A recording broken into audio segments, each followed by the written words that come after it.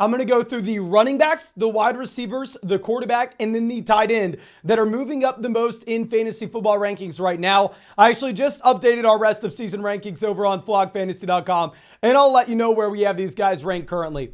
I have Travis Etienne moving up to RB5 overall, which is about where we had him previously. You know, I'm a massive Etienne guy, full transparency, one of my most drafted players this year.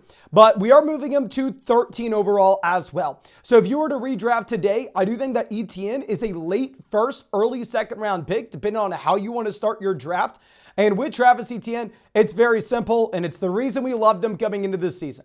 You have the workload both as a rusher as well as a receiver in what should be a very good offense overall. Now, Jacksonville did struggle at the beginning of the season. The offense still isn't great. And what's maybe the most frustrating for myself as a Travis Etienne owner is the efficiency really hasn't been there. I mean, the man's sitting with 127 carries so far this season with a whopping 4.0 yards per carry. Now, this could be much, much better. And that may actually end up being what we see going forward is we get the efficiency bump with Etienne.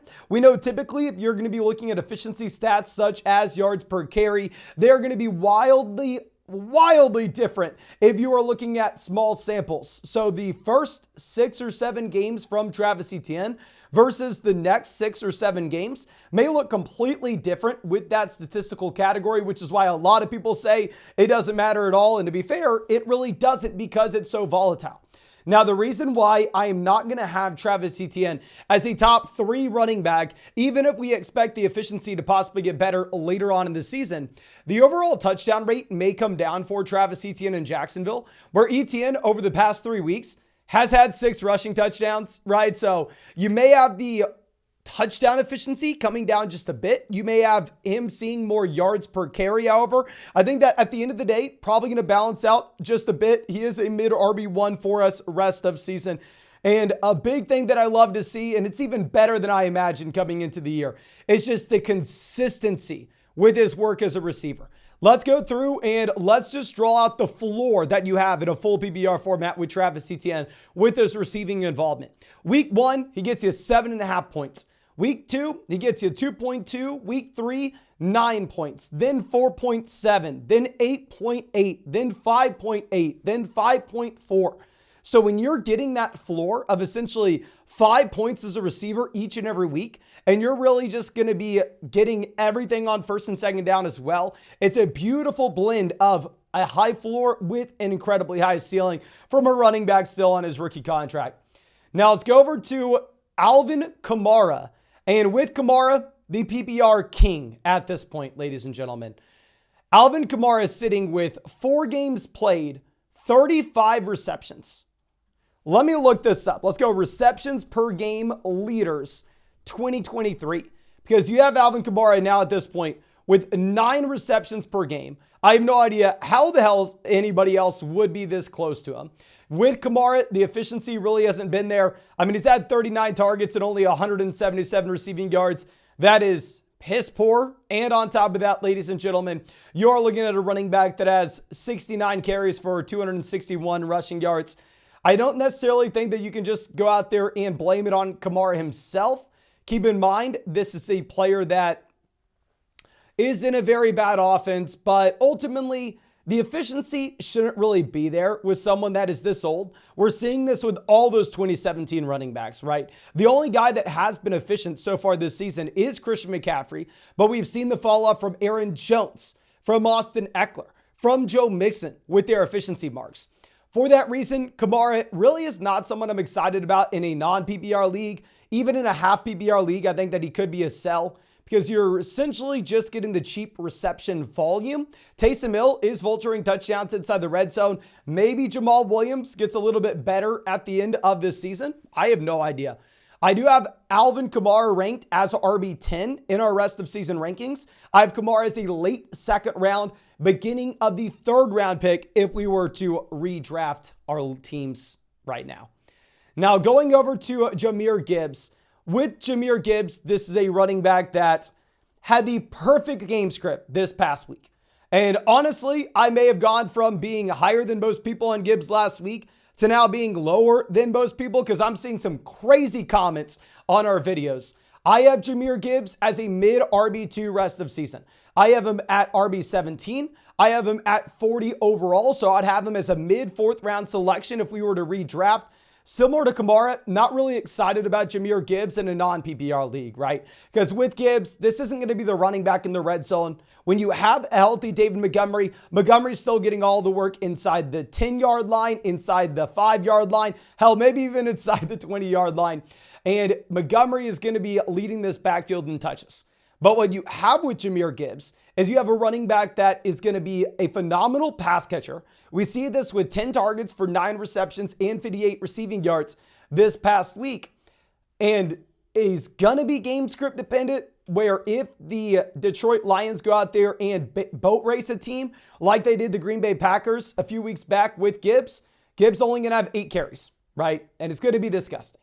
But whenever you are trailing the entire game like you were against Baltimore, there I think Gibbs will be viable. I think we just have to be realistic with who he is going forward.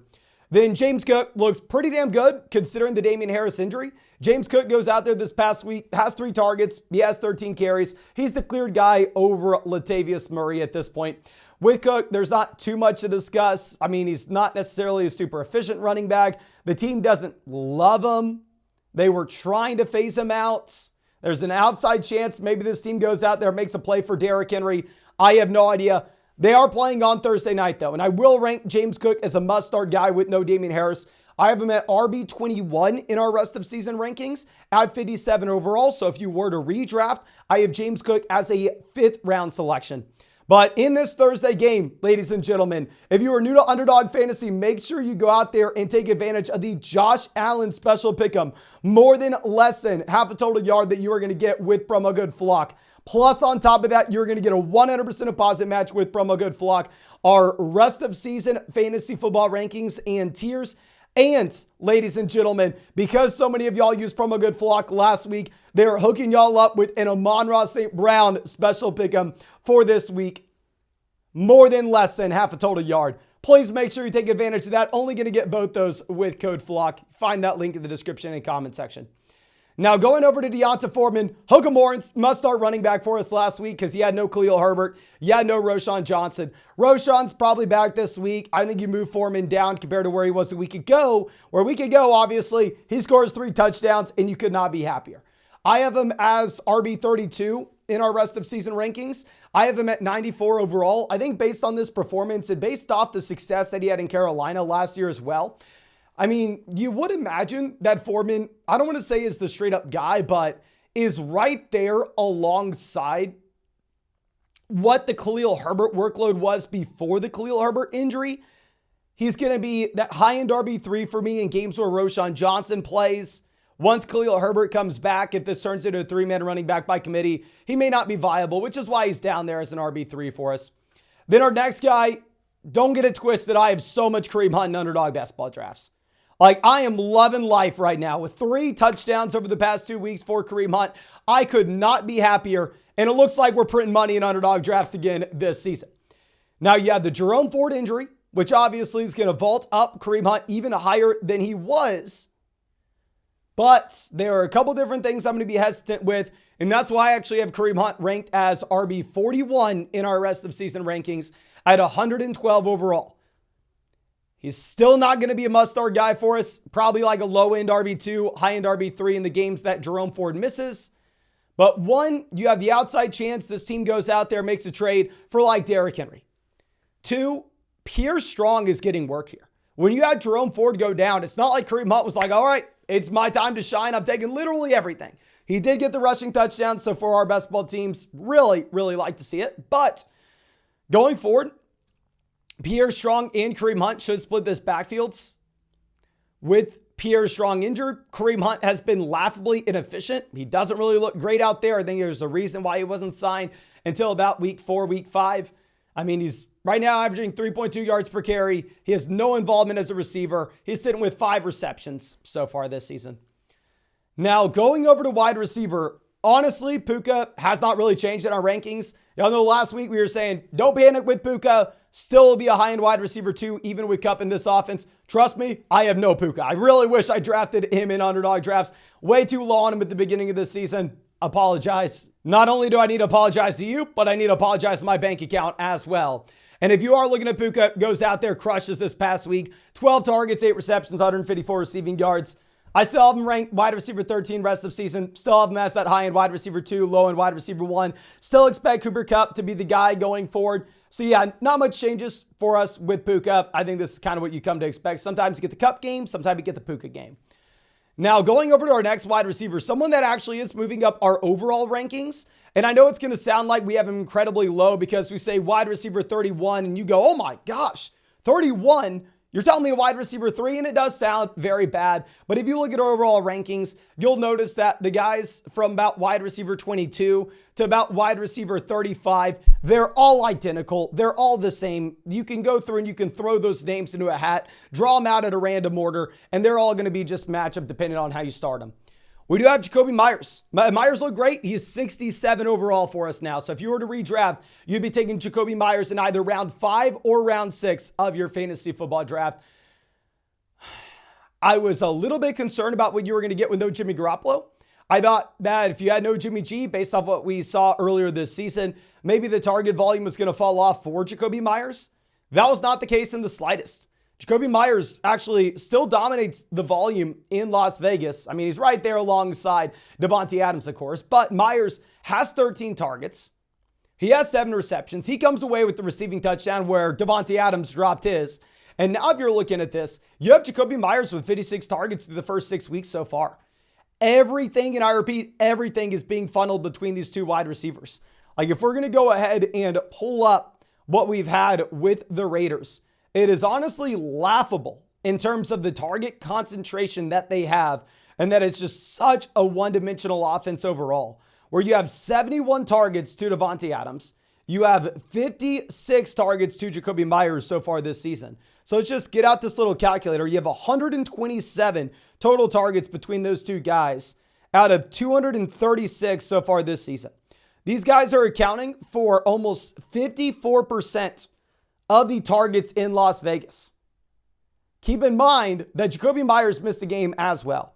So with everything being funneled through these two names, I think Meyers goes through and he's a must-start wide receiver, even in the games where you have no Jimmy G. Now, y'all know Jackson Smith-Njigba has been a buy low wide receiver for us over the past few weeks. Really happy to see what we just had with no DK Metcalf. And I know it's going to sound like I'm extremely low on JSN. I just want to illustrate. You go out there and try to rank wide receivers and you'll realize, crap, there are about 45 guys that are great and I'd feel very comfortable with, which is why if you're selling your running back, you need to be charging a premium because there are like maybe 5 players you feel good with. Jackson Smith-Njigba we have at 37 in our wide receiver rankings, 77 overall. I do expect him to continue to rise up these rankings as you would naturally assume with the rookie that didn't have the role at the beginning of the year. You had Jackson Smith-Njigba with 7 targets this past week, 4 receptions, and the receiving touchdown. Keep in mind, you had no DK Metcalf. Now, what we've been saying and why you are buying low on JSN over the past few weeks is people are just writing him off, assuming he was going to do nothing as a rookie. I think it's going to still take a little bit of time. I'm not going to be starting JSN this next week if DK Metcalf plays, but over the long run, I think with the lack of efficiency we've seen from Tyler Lockett, with the fact that you would naturally assume Lockett to begin to get phased out at 31 years old, I think that we will see more and more Jackson Smith-Njigba, less and less Tyler Lockett. I don't think it happens immediately, which is why I'm going to be a little bit hesitant. I don't think we start JSN, but I still think we really like his rest of season upside. Now, I want to give a shout out to Darren Waller. Y'all know with Waller, I mean, I have none of them really thought he was dramatically overrated coming into the season. But looked great this past week. He had 8 targets. He had 7 receptions, 98 receiving yards, and he scored the first touchdown the Giants had since I believe it was like September. It was something freaking nuts where the Giants just cannot score the ball. And yeah, looked great, but going back to what we were talking about coming into the game, the matchup against Washington was a dream, right? Washington has, I mean, maybe the worst defense in the NFL. Now we're looking at Denver stopping Green Bay. I don't know. But Washington's defense, specifically their secondary and allowing yards after the catch, horrendous. Darren Waller was able to take advantage of that bad secondary. We know Darren Waller is used a little bit more as a receiver than he is a traditional blocking tight end. So I think this was more matchup dependent. I have Darren Waller ranked at tight end 7. I have him at 75 overall in our rest of season rankings. So yeah, I think he's right there. You're starting him every single week. I don't think he was who you drafted him to be coming into the season though. Now, our most drafted player on Underdog, not from a percentage terms, but from a dollars invested amount terms, was the Lamar Jackson this season. Lamar goes out there and has himself a phenomenal day against Detroit. In reality, do I move Lamar Jackson up my rankings? Not really. He's still going to stay as quarterback 4. I'd still rather have Josh Allen. I'd still rather have Jalen Hurts. I'd still rather have Patrick Mahomes. I do want to give our guy a shout out though. He has 363 rushing yards. He has 5 rushing touchdowns on the season. That is why we drafted him. Didn't really expect much passing volume. But hell, we've had a couple of games where he has gone out there. He's done well as a passer. Just like this past week where he gives you the 3 passing touchdowns and over 300 passing yards. I don't think this will be the case going forward. I'm more so projecting him out as that quarterback that's going to get us 40 rushing yards every week. If he scores a rushing touchdown, that's great. And then all we really need is 200 yards passing, a passing touchdown or 2, and I'm a happy guy. And yeah, I think we should be really happy if you have Lamar Jackson.